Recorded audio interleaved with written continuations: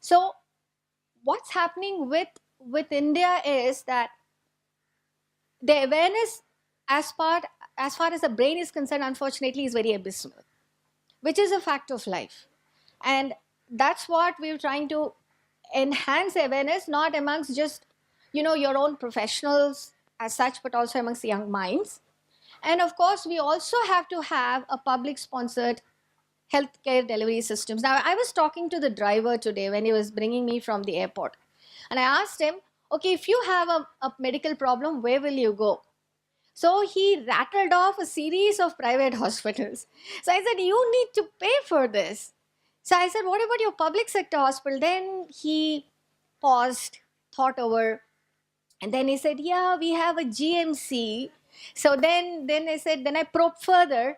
Then he said, what about your district hospital? Then said, pata nahi ma'am. So then when I was coming into your institute, I saw one primary health center board, which looked like a cattle shed. And so if that's the kind of a system then we need to take it. I think I'm old, and I think a lot of these front benches would also be not there, but it's for you guys to change the system, because you have to be aware, because it's your right. Now, health is not a luxury. If I'm born into a country, then as a citizen, and it is my responsibility to ensure health to others, and others' responsibility to ensure health to others as well. Health is my birthright, isn't it? And it should be affordable, accessible to everybody, irrespective of social, economic, geographic barriers across the country. Am I right or not? Right? So it cannot be that if I have money, then I will go to GNRC, I will go to Narayan, whatever that place is, or some other 7 stars, Kokilaben in Mumbai. It should be accessible to whoever is born in this state. Who's going to take up medicine? There are a lot of school children here. Everybody's, so enamored by Professor Sakya that everybody's going to take up astronomy. I know. Who's going to take up medicine? Tell me. Is there anyone who wants to take up medicine? Not a single hand up. Can you believe this? So I shouldn't have followed you, really. So the guidelines that should be there for healthcare delivery system for this country, and especially for the brain attack, is, you know how many neurologists are there? I'm a neurologist. I'm a neurophysician. We have a 1.2 billion population, right? And we have actually 2,000 neurologists for this whole country. 1.2 billion and 2,000 neurologists. What a wonderful ratio, isn't it? And most of them are clustered in metros. So Delhi may be having 200 neurologists. The entire Assam won't have 200 neurologists. Okay? So will the brain attack be tackled only by a neurologist? Obviously not, isn't it? It's a no-brainer. It's such a stupid question. So just like if it's an emergency like a heart attack, then you think only cardiologist will treat it? A physician would treat it. An emergency doctor would treat it. Similarly, brain attack will also be treated by an emergency person because it's an emergency. So there are 3 actual emergencies which are most common, which are killers. One is a road traffic accident. The other is a heart attack. The third is a brain attack. The rest can wait, okay? Because these are time bound. So for this, we thought, for at least for India, let's start making these standard operating protocols, which are idiot proof. Standard operating protocols, again, the question is to the young ones. I mean, this batch is really brilliant here. Now, tell me, which is the standard operating protocol with a checklist which we use every day, which has to be monkey proof so that there's no room for error. Which profession? No room for error. If there's an error, there's a disaster. Which profession? Flying a plane, okay? Pilots. You just cannot have, can you have a room for error? You can't. So there's a checklist and you have to tick it. Anything, any box which has no check there, it has to be grounded. There's no room for error there. Now the similar kind which have to be, actually when you say the checklist, we call them monkey proof, because we don't even say idiot proof, we have monkey proof, because monkeys have this idiotic sense of a brain. they are, they are like, they're like autistic children. They sort of deviate. They're just not idiots. They become sort of dangerous. So you have to be monkey proof in those checklists. So that's what we made for our delivery of this mandate of stroke care at district level. We design protocols which cannot have a danger zone there. Like, if you do it, there should be no harm, because that's the basic tenet of a medical management. Basically, there's a Dutch acronym for that called primum non share. Essentially do no harm by doing something or withholding a proven therapy through inaction. So that's a basic principle of medical care. We designed that, and we picked up few districts and we did that. But this is comprehensively what we call as a stroke protocol. This is a CT scan, this is an MR machine, and this is a vessel imaging which we do on MR. This is done in 6 minutes flat. Now, this is routinely being done. I mean, AIIMS is one of the the pioneer institutes. We have this stroke protocol. Anybody coming to our emergency gets a CT, gets this MR, and this is the vessel imaging. Immediately, I will know that there is a stroke. Now, this is the area which is probably dead, but this is the area which is dying, and this is a blood vessel which is blocked. So then I will immediately institute, I will give them an intravenous technique, and after that, if there is this vessel which is big, may not open up by intravenous, we also put in what we call as a stent. We use solitaire stent and pull out the clot. So this we do in bang 90 minutes. We try to do it much early, because earlier you do this, the better it is. So what we took up is, we took this little state in Himachal Pradesh. Himachal is such a small thing, which is 12 districts, and all the 12 districts had CT scans. 10 districts had CT scans. 2 districts, Spiti and Lahore, was completely mountain terrace. We couldn't go there.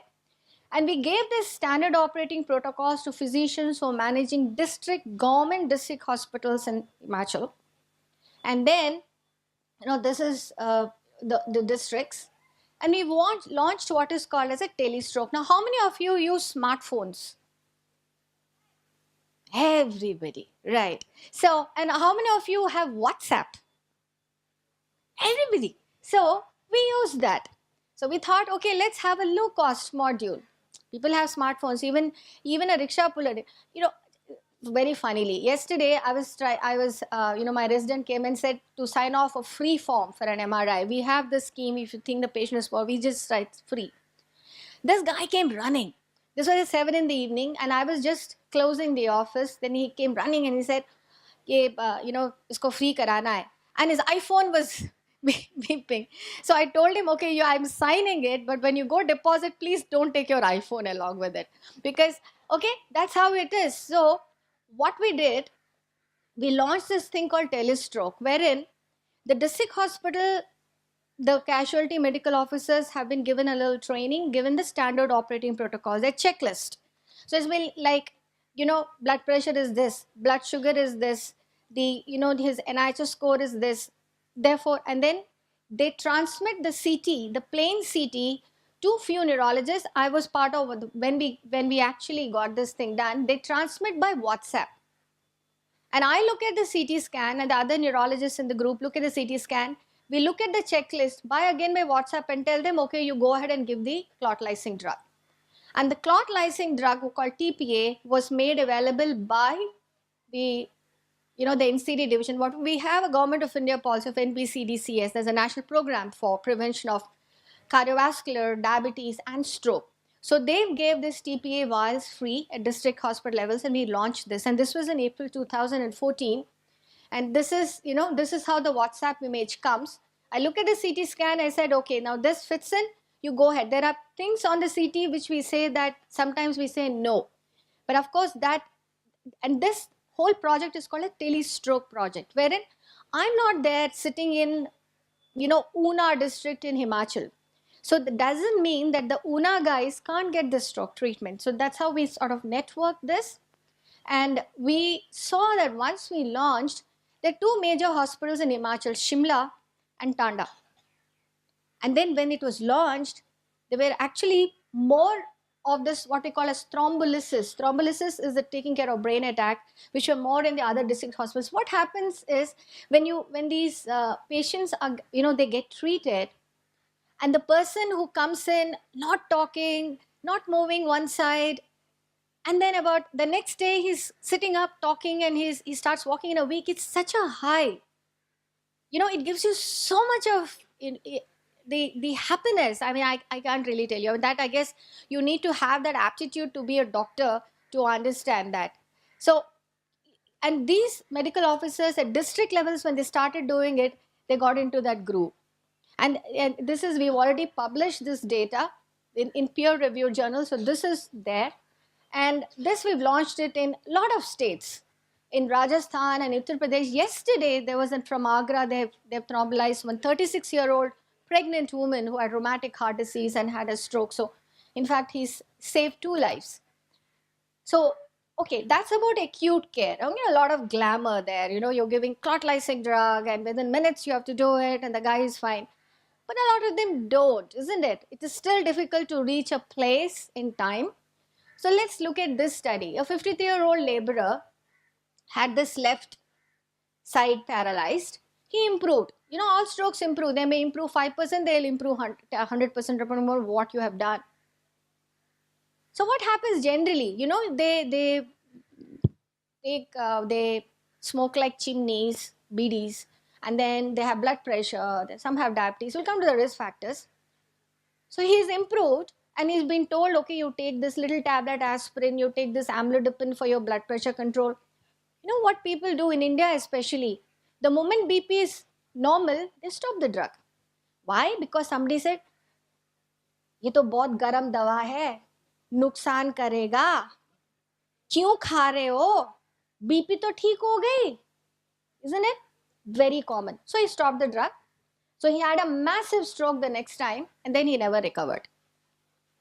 So the risk factors, who actually can be predisposed to having blood pressure? Somebody who has diabetes, which is the most important thing, is blood pressure. And more we're seeing that young people having blood pressure. I know 15, 16-year-old people who have blood pressure, never know about it. They just have these anger outbursts. When you actually check their BP, it is pretty high. They're not bothered about it. And thanks to all these gymming things that we're having now, and a lot of drugs along with gymming, so many of young strokes that I see are these bodybuilding people. They take these drugs to have your bodybuilding. They go to gym, and I believe in the gym guys give you some drugs. I really don't know, whatever that is. To build up a muscle, they end up having a massive stroke and get disabled. So please understand that there's nothing easy that you can achieve in life without some kind of an effort. There are no easy ways to lose weight or put on a muscle, and drugs are not the answer. So in any case, the other thing is, of course, diabetes, heart disease, but big thing, the lifestyle thing. And everybody talks about smoking, but all of us also know that smoking is bad. But tell me, really, people continue to smoke. Is it because they don't know that smoking is bad? No, because they're convinced that the bad things happen to somebody else. It won't happen to them. Because इतने लोग तो करते, उनको तो नहीं हुआ, मुझे क्यों होगा? Isn't it? And the worst is, there are people who smoked, and then they have a problem, then they recover, and they go back to it. And then they say, क्यों कर रहे हो? You know that this is the issue, and you've been lucky. Not always Bhagavan second chances deta nahi hai generally. Even if he does, then why do you want to throw it away? And they have no answer. And then they say, अब तो छोड़ दूंगा doctor साहब, अब तो. Okay. And then they come and say, मैंने तो छोड़ दिया. अच्छा, कितने दिन, कब से छोड़ दिया? 1 हफ्ता से छोड़ दिया. पिछले 50 साल से, they're all chimneys. They'll be smoking and smoking and smoking. And they leave it in 1 week, and they expect the whole universe to change for them, including the microcosm. I think the whole Milky Way has to change for them. But then, it doesn't happen that way, isn't it? So these are the risk factors. And then we have a lot of it. So physical inactivity, obesity, cigarette smoking is something which probably is in our hands. Well, the blood pressure, diabetes, when it happens, it happens. What we have in our hands is to keep it under control. But other things, I know that, there are issues, and a lot of genetics. There are a lot of stroke genetics which are big science in India currently. Atherosclerosis, okay. Now, this is a stroke risk card. Now, this is an app. How many of you use so many apps in your iPads? And isn't it? You download a lot of apps. Some of those apps would be Shopper Stop app and whatnot apps, Mintra.com app. Isn't it? All of you have apps. The thing is, kindly download your stroke app also. Basically, what it does is it gives you a stroke risk. My age is this, my blood pressure is this, my blood sugar is this, whatever it is. It'll give you a risk of an estimate of having an attack in the coming this much of time. And it'll also tell you, like, if you control this, the risk is reduced by this percentage. Isn't it nice? So this app, in fact, was developed by some people. In fact, there's Valerie Fain who developed this. Was launched in the World Stroke Congress for 2016. He actually got a prize money, but this comes with a cost. So what we did here is, I don't want anything to do with money. These things have to be available to everybody. So again, from Shimla, we developed a stroke app, which is currently running on an Android. Couldn't get it into iPhone yet. So, but we'll tweak it. And this stroke app now is available free of cost. So you can download it, get your own stroke risk, and able to reduce that. Now that's where, the last part is rehabilitation. Now, irrespective of what you do, whether it is, you try to prevent, you went to the hospital fast enough, couldn't reach it, whatever, there is a disability. So you have a 60-year-old man, he had a right side paralysis. Now at discharge, in the hospital, you do a lot of things. So, okay, you make him sit up. But once he's home, who's going to do this rehabilitation? You know the cost of physiotherapist who comes home? 400 rupees per hour. And they'll do 1 hour physiotherapy, haath pair chala ke, they'll go back. And the physiotherapy is not just moving hand and legs, isn't it? A lot of it. So they develop a lot of stiffness. These are the problems. So what we did is trying to get holistically improvement. One thing India is good is we have a lot of holistic medicine.